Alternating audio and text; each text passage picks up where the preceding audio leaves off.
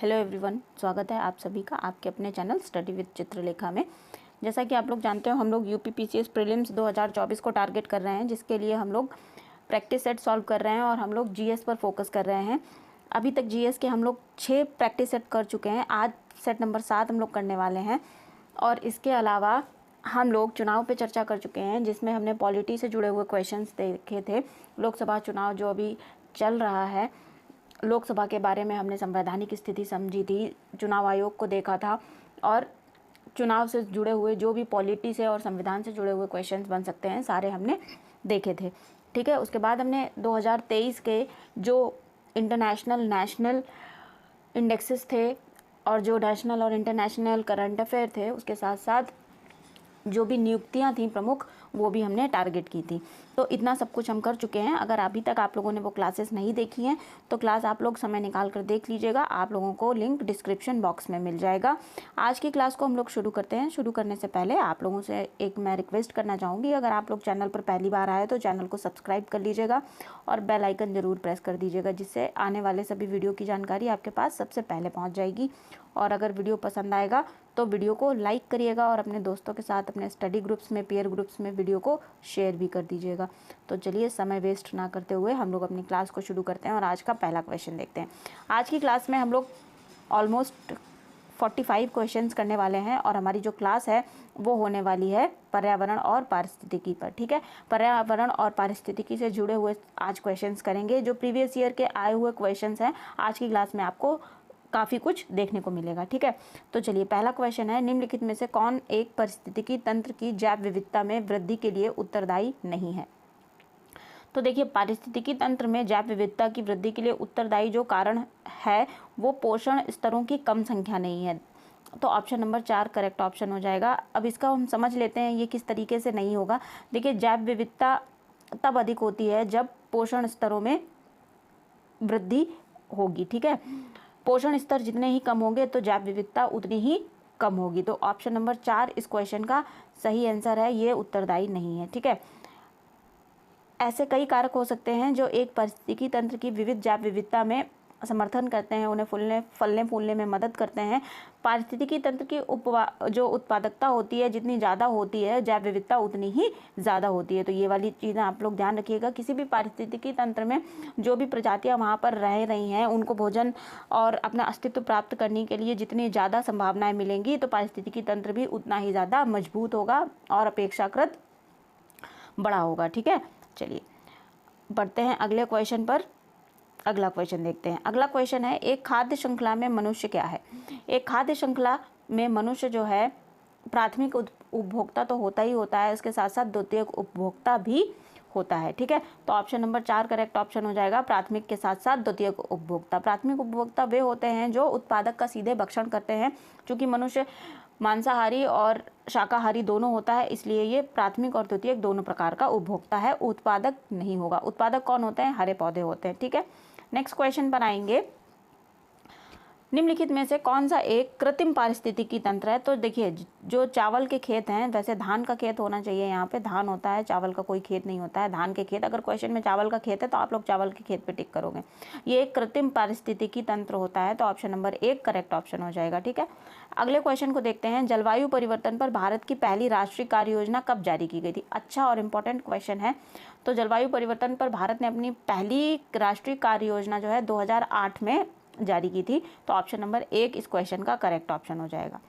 अगला क्वेश्चन है, सूरज की अल्ट्रावायलेट विकिरण प्रतिक्रिया का कारण बनता है जो निम्नलिखित में से किसका उत्पादन करता है।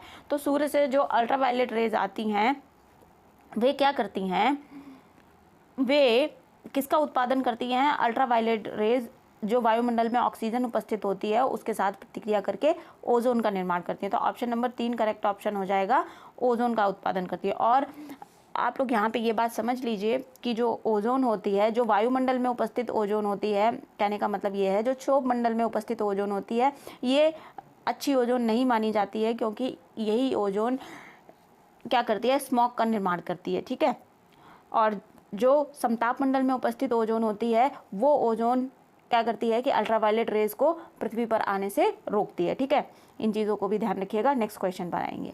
अगला क्वेश्चन है, निम्नलिखित में से किस पारिस्थितिकी तंत्र में प्रजातियों की विविधता अपेक्षाकृत अधिक होती है।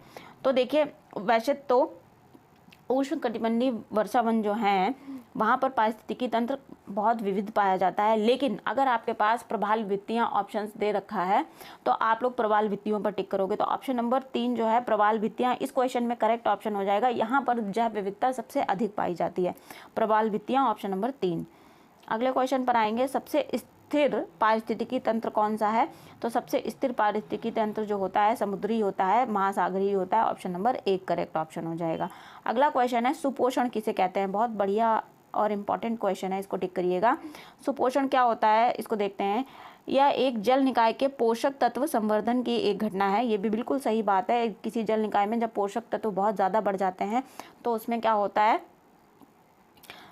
जो उसमें अशुद्धियाँ होती हैं, इम्प्योरिटीज़ होती हैं, उनकी वृद्धि बहुत ज़्यादा बढ़ जाती है। आप लोगों ने देखा होगा कि सड़क के किनारे तालाब रहते हैं, ठीक है, तालाब में अचानक से वो जो पर्पल कलर के फूल वाली जो घास होती है, ठीक है, वो एकदम से बहुत तेज़ी से वृद्धि करने लगती है, बढ़ जाती है, तो उसे सुपोषण कहते हैं। ठीक है, तो वो किस लिए होती है, वहाँ पर पोषक तत्व बहुत ज़्यादा मात्रा में हो जाते हैं और वो जो इम्प्योरिटीज़ हैं उनकी वजह से चीज़ें वहाँ पर बढ़ जाती हैं और उसकी वजह से क्या होता है, ऑक्सीजन, जल से ऑक्सीजन की मात्रा कम हो जाती है। जब सुपोषण होने लगता है, यूट्रिफिकेशन होने लगता है, तो जल से ऑक्सीजन की मात्रा कम होती जाती है। जब मात्रा जल से ऑक्सीजन की कम हो जाएगी तो क्या होगा, जो उसमें रहने वाले जीव होंगे उनकी मृत्यु हो जाएगी, वहाँ पर बायोडाइवर्सिटी कम होने लगेगी। तो इस तरीके से पहला भी सही है हमारा जो कूट है और दूसरा भी सही है। अब हमें क्या करना है, कूट का उपयोग करके सही उत्तर का चयन करना है। तो ऑप्शन नंबर 3 करेक्ट ऑप्शन हो जाएगा। 1 और 2 दोनों ही सही हैं। ठीक है, अगले क्वेश्चन पर आएंगे, पारिस्थितिकी तंत्र के बारे में क्या सत्य है। तो पारिस्थितिकी तंत्र के बारे में जो सत्य कथन है वो ये है कि उत्पादक प्राथमिक उपभोक्ताओं से अधिक होते हैं। यही सत्य है, क्योंकि जो पौधे हैं, पौधे बहुत ही ज़्यादा मात्रा में है, तो ऑप्शन नंबर 3 करेक्ट ऑप्शन हो जाएगा। और उपभोक्ता प्राथमिक और द्वितीयक दोनों प्रकार के, तृतीयक भी होते हैं, लेकिन उत्पादक सबसे अधिक हैं। ठीक है, ऑप्शन नंबर 3 करेक्ट ऑप्शन हो जाएगा। नेक्स्ट क्वेश्चन है, नाइट्रोजन स्थिरीकरण बैक्टीरिया किसकी जड़ की कोशिकाओं के साथ संयोजन बनाते हैं। तो जो दलहनी फसलें हैं जैसे अरहर हो गया, मूंग हो गया, ठीक है, ये जो दलहनी फसलें होती हैं, चने होते हैं, यहाँ पर राइजोबियम बैक्टीरिया पाया जाता है जो कि नाइट्रोजन स्थिरीकरण करते हैं। तो ऑप्शन नंबर 1 करेक्ट ऑप्शन हो जाएगा, दलहन। अगला क्वेश्चन है, पारिस्थितिकी तंत्र में एक ट्रॉपिक स्तर से दूसरे में स्थानांतरण के दौरान ऊर्जा की मात्रा क्या होती है। तो पारिस्थितिकी तंत्र में जब एक स्तर से दूसरे स्तर पर जाया जाता है तो ऊर्जा की मात्रा घटती जाती है। ठीक है, 10% ऊर्जा का ह्रास होता जाता है। ऑप्शन नंबर 2 करेक्ट ऑप्शन हो जाएगा। कहने का मतलब यह है कि 10% ऊर्जा ही अगले स्तर तक घटकर पहुंचती है। ठीक, अगले क्वेश्चन पर आएंगे, आमतौर पर पर्यावरण को निम्नलिखित श्रेणियों के रूप में वर्गीकृत किया जा सकता है। निम्नलिखित में से कौन सी ऐसी श्रेणी है जो इसका हिस्सा नहीं है। तो पर्यावरण को भौतिक, सांस्कृतिक और जैविक श्रेणियों में वर्गीकृत किया जा सकता है, लेकिन संचालन पर्यावरण कोई श्रेणी नहीं होती है। तो ऑप्शन नंबर 1 करेक्ट ऑप्शन हो जाएगा हमारे इस क्वेश्चन का। नेक्स्ट क्वेश्चन पर आएंगे, किसी निश्चित क्षेत्र में क्रमिक रूप से परिवर्तित होने वाले समुदायों के संपूर्ण अनुक्रम को क्या कहा जाता है। किसी निश्चित क्षेत्र में क्रमिक रूप से जब कोई समुदाय परिवर्तित होता है तो उसके संपूर्ण अनुक्रम को क्रमक कहते हैं। ठीक है, ऑप्शन नंबर 2 करेक्ट ऑप्शन हो जाएगा, क्रमक। अगला क्वेश्चन है, एक पारिस्थितिकी तंत्र में विभिन्न घटकों के माध्यम से पोषक तत्वों के संचालन को क्या कहा जाता है। तो विभिन्न घटकों के माध्यम से पोषक तत्वों का जो संचालन होता है उसे जैव भू रासायनिक चक्र कहते हैं। ऑप्शन नंबर 1 करेक्ट ऑप्शन हो जाएगा, जैव भू रासायनिक चक्र। नेक्स्ट क्वेश्चन है, राष्ट्रीय वनीकरण और पर्यावरण विकास बोर्ड NAEB की भारत सरकार द्वारा स्थापना कब की गई थी। तो पर्यावरण विकास बोर्ड की स्थापना कब की थी, 1992 में की थी भारत सरकार ने, 1992। ऑप्शन नंबर 2 करेक्ट ऑप्शन है। नेक्स्ट क्वेश्चन है, निम्नलिखित में से कौन सी ग्रीन हाउस गैस नहीं है। तो देखिए, क्लोरोफ्लोरोकार्बन, मीथेन और कार्बन डाइऑक्साइड ये सारी ग्रीन हाउस गैसें हैं, लेकिन आर्गन जो है ये ग्रीन हाउस गैस नहीं है। ऑप्शन नंबर 1 करेक्ट ऑप्शन है। ये किस प्रकार की गैस है, निष्क्रिय गैस है। ठीक है, ऑप्शन नंबर 1 अक्रिय गैस भी इसको कहा जाता है। अगले क्वेश्चन पर आएंगे, निम्नलिखित में से कौन सा पदार्थ जैव निम्नीकरणीय है। तो ऐसे पदार्थ जो जैविक होते हैं वे ही जैविक प्रक्रियाओं के द्वारा उनका निम्नीकरण किया जा सकता है। तो देखिए, ऊन जो है अगर ये सिंथेटिक ऊन नहीं है, किसी जानवर के रेशे से बनाई जाती है, तो ये जैव निम्नीकरण होगी। ठीक है, तो इन चारों ऑप्शंस में आपको ऑप्शन नंबर 4 जो है ये ऊन जैव निम्नीकरणीय पदार्थ है। ऑप्शन नंबर 4 करेक्ट ऑप्शन हो जाएगा। प्रकाश रासायनिक धुंध जिसे कि हम लोग स्मॉग कहते हैं, उसमें हमेशा क्या उपस्थित होता है? तो देखिए, जो स्मॉग है, स्मॉग में ऑलवेज आपको ओजोन उपस्थित मिलेगा, O3। ध्यान रखिएगा, ऑप्शन नंबर 2 करेक्ट ऑप्शन हो जाएगा। और यही जो वायुमंडल में उपस्थित ओजोन होती है, ये क्या करती है, ऑक्सीजन जो कहाँ से आती है, ये भी मैंने अभी पीछे समझाया था आप लोगों को कि जो ऑक्सीजन होती है जो पराबैंगनी किरणों के साथ क्रिया करके क्या बनाती है, ओजोन बनाती है। ठीक है, अगले क्वेश्चन पर आएंगे। रिंगलमैन स्केल का उपयोग निम्नलिखित में से किसके घनत्व के मापन में किया जाता है? तो रिंगलमैन स्केल जो है धुआं का घनत्व है, उसको मापा जाता है। तो ऑप्शन नंबर 1 करेक्ट ऑप्शन हो जाएगा। धुएं के घनत्व को मापने के लिए रिंगलमैन स्केल का उपयोग किया जाता है।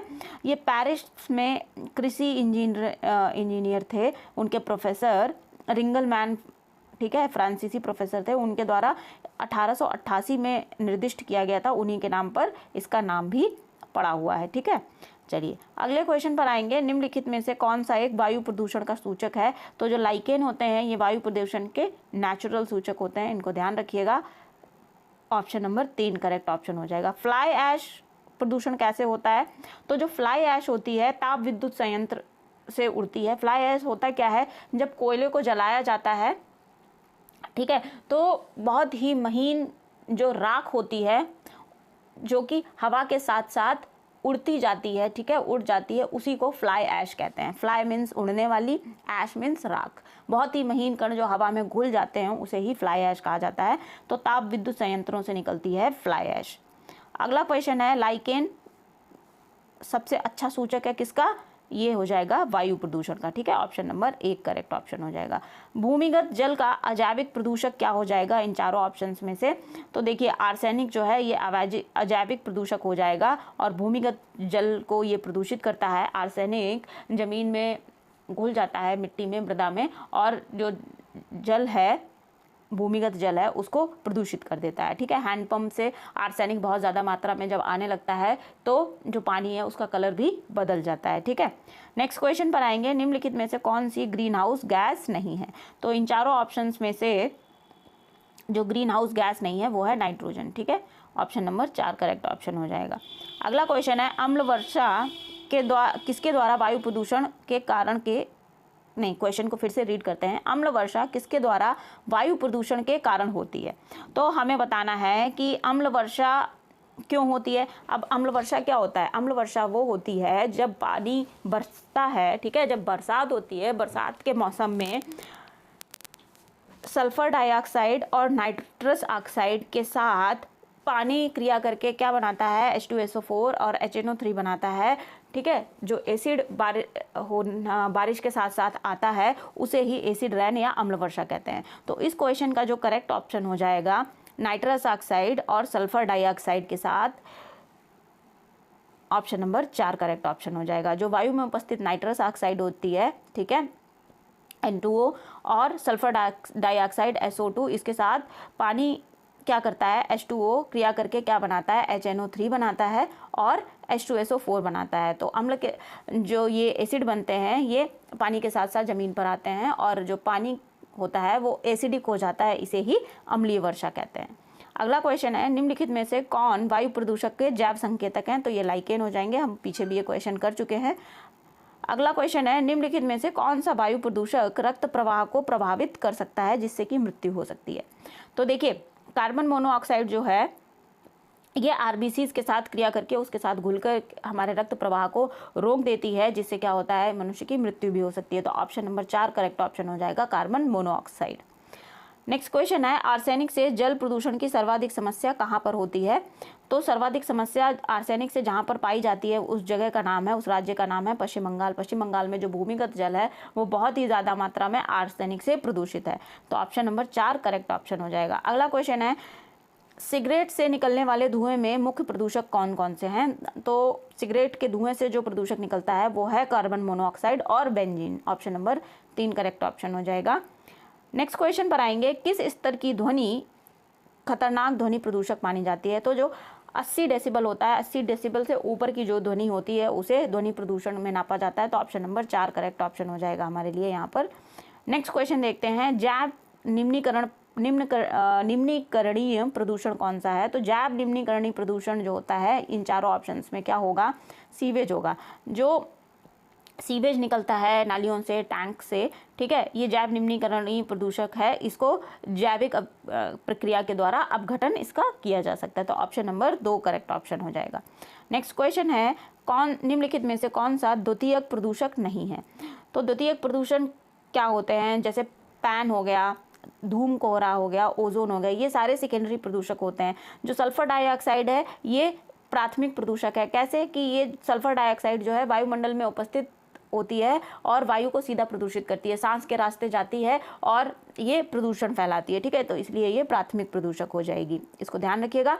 प्राथमिक और द्वितीयक प्रदूषक में कंफ्यूजन बिल्कुल भी नहीं क्रिएट करना है, आप लोगों को समझ लिख के चलना है यहाँ पर, ठीक है।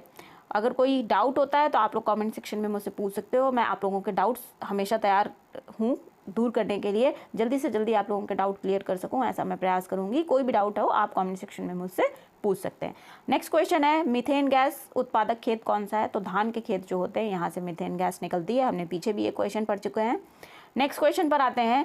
देखिए एक ये क्वेश्चन फिर से रिपीट हो रहा है लेकिन इसकी लैंग्वेज थोड़ी डिफरेंट है। देखते हैं, निम्नलिखित में से कौन सा वायु प्रदूषक रक्त के हीमोग्लोबिन में ऑक्सीजन की तुलना में अधिक तेजी से घुल जाता है? तो हमने अभी पीछे पढ़ा था कि जो कार्बन मोनोऑक्साइड थी वो हीमोग्लोबिन के साथ क्रिया करके घुल रही थी, ठीक है, और क्या कर रही थी? ब्लॉकेज क्रिएट कर रही थी और इससे क्या हो रहा था? मनुष्य की मृत्यु हो रही थी। तो वायु प्रदूषक का जो है वो कौन हो जाएगा? कार्बन मोनोऑक्साइड हो जाएगा। ये ऑक्सीजन की तुलना में, कार्बन डाइऑक्साइड की तुलना में बहुत ही जल्दी हीमोग्लोबिन के साथ क्रिया करती है और घुल जाती है मनुष्य के रक्त में। तो ऑप्शन नंबर 3 करेक्ट ऑप्शन हो जाएगा, कार्बन मोनोऑक्साइड। नेक्स्ट क्वेश्चन है, उर्वरकों के अंधाधुंध उपयोग से क्या होता है? तो ये तीनों प्रकार के प्रदूषण होते हैं उर्वरकों के प्रयोग से, मृदा प्रदूषण, जल प्रदूषण और वायु प्रदूषण। तो इस क्वेश्चन का जो करेक्ट आंसर है ये आप लोगों का हो जाएगा उपरोक्त सभी, ऑप्शन नंबर 4। नेक्स्ट क्वेश्चन पर आएंगे, निम्नलिखित में से कौन सा ईंधन न्यूनतम पर्यावरणीय प्रदूषक पैदा करेगा? तो देखिए डीजल जो है ये पर्यावरण प्रदूषण पैदा करता है। कोयला तो आप सभी जानते हो, कोयला जलता है तो यहाँ से कार्बन मोनोऑक्साइड, कार्बन डाइऑक्साइड सब तरीके की गैसेस निकलती हैं, फ्लाई ऐश भी निकलती है। मिट्टी का तेल ये भी प्रदूषण है, लेकिन जो हाइड्रोजन है इसको स्वच्छ ईंधन माना जाता है। हाइड्रोजन से न्यूनतम पर्यावरण प्रदूषण होता है, ठीक है। तो ऑप्शन नंबर 1 करेक्ट ऑप्शन हो जाएगा। न्यूनतम पर्यावरणीय प्रदूषण कौन सा करेगा? हाइड्रोजन करेगा।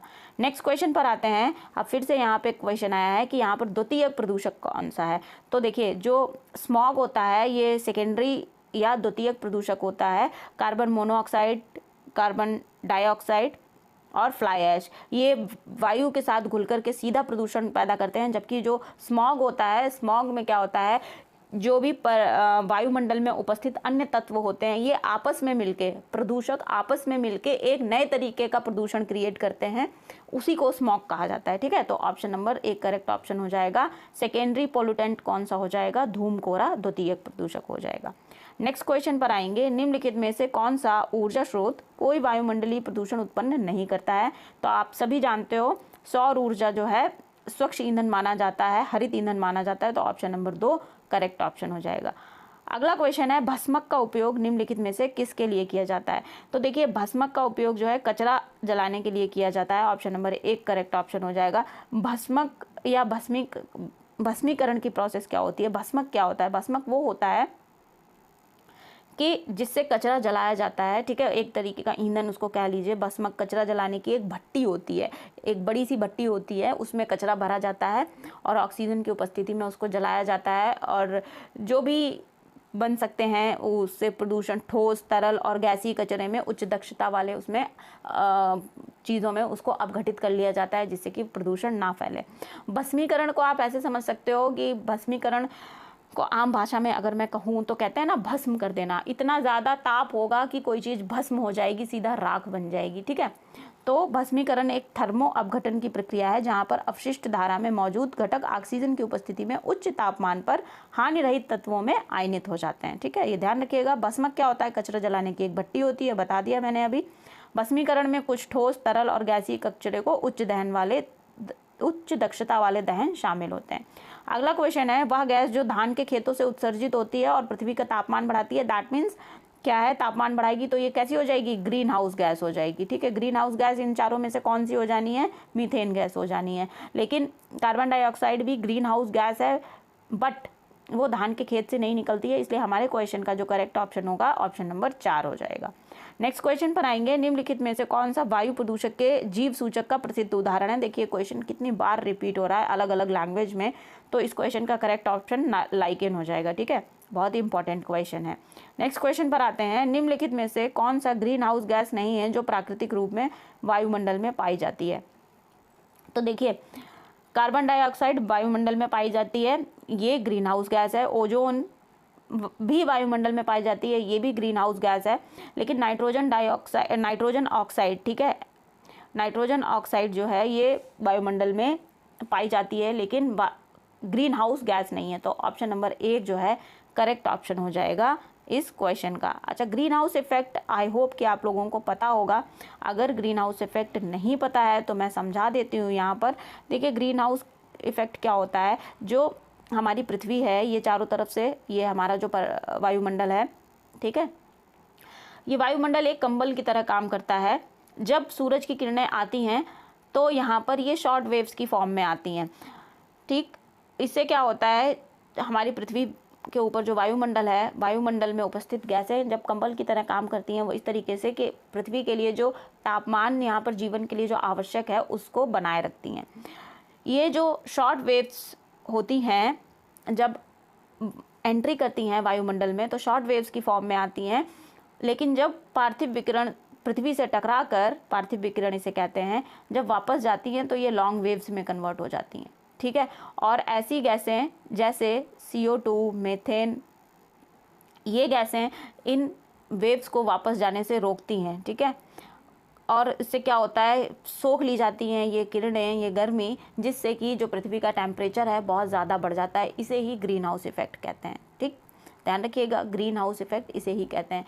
और ये आप लोगों ने ध्यान दिया हो कि जो बहुत ही ज़्यादा ठंडे प्रदेश होते हैं वहाँ पर ग्लास हाउस बनाए जाते हैं। ठीक है, हरे रंग के कांच के ग्लास हाउस बनाए जाते हैं, उनमें खेती वगैरह की जाती है, सब्जियां उगाई जाती हैं, तो इसी के नाम पर ये ग्रीन हाउस इफेक्ट पड़ा है नाम। ठीक है, अच्छा, अब हम देख लेते हैं ग्रीन हाउस गैसेज मुख्यतः कौन कौन सी होती हैं। तो सबसे ज़्यादा मात्रा में जो पाई जाती है वायुमंडल में वो भाप है, steam, carbon dioxide, CO2, methane, CHA, nitrous oxide.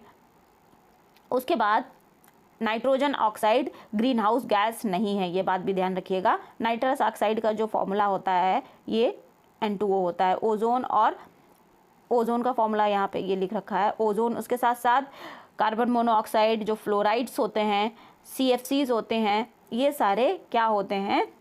Green house effect create करते हैं, गैसेस होती हैं। धुएं में अगला क्वेश्चन पर आए हैं हम, अगला क्वेश्चन देखते हैं। धुआं अनिवार्य रूप से किसकी वायुमंडलीय उपस्थिति के कारण होता है? तो धुंध, यहाँ पर धुआं नहीं है, धुंध है। धुंध अनिवार्य रूप से किसकी वायुमंडलीय उपस्थिति के कारण होता है? तब जब नाइट्रोजन के और सल्फर के ऑक्साइड वायुमंडल में उपस्थित रहते हैं तो वो धुंध का निर्माण करते हैं। तो ऑप्शन नंबर 4 करेक्ट ऑप्शन हो जाएगा, नाइट्रोजन और सल्फर के ऑक्साइड। धुआं जो है ये कैसे बनाता है धुंध? देखिए, धुंध क्या होती है? धुआं प्लस कोहरे का मिश्रण जो बड़ी मात्रा में कोयले, वाहनों के उत्सर्जन और औद्योगिक धुएं, प्राथमिक प्रदूषक के जलने के कारण होता है। धुंध में काली कण जैसे धुआं, सल्फर डाइऑक्साइड, नाइट्रोजन डाइऑक्साइड और अन्य घटक होते हैं। ये सब आपस में मिलकर जो धुंध बनाते हैं, जिसे कि हम लोग स्मॉग कहते हैं। ठीक है, वही धुंध क्रिएट करता है, धुआं और कोहरा आपस में मिलकर। धुंध को सल्फर धुंध और प्रकाश रासायनिक धुंध दो में वर्गीकृत किया जा सकता है। जो सल्फर धुंध होती है, सल्फर धुंध को लंदन धुंध के नाम से भी जाना जाता है, और सल्फर धुंध में वायु में सल्फर ऑक्साइडों की उच्च सांद्रता के कारण ये बनती है। सल्फर युक्त जीवाश्म ईंधनों के जलने से जो सल्फर रिलीज होती है, उन्हीं की वजह से ये बनता है। निम्नलिखित में से कौन सा एक धूम कोहरा स्मॉग बनने का सबसे महत्वपूर्ण कारक है?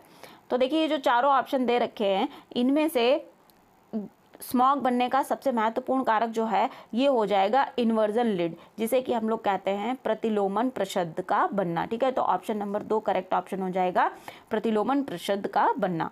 नेक्स्ट क्वेश्चन पर आएंगे, हाइड्रोजन सल्फाइड प्रदूषक का प्रमुख स्रोत क्या है।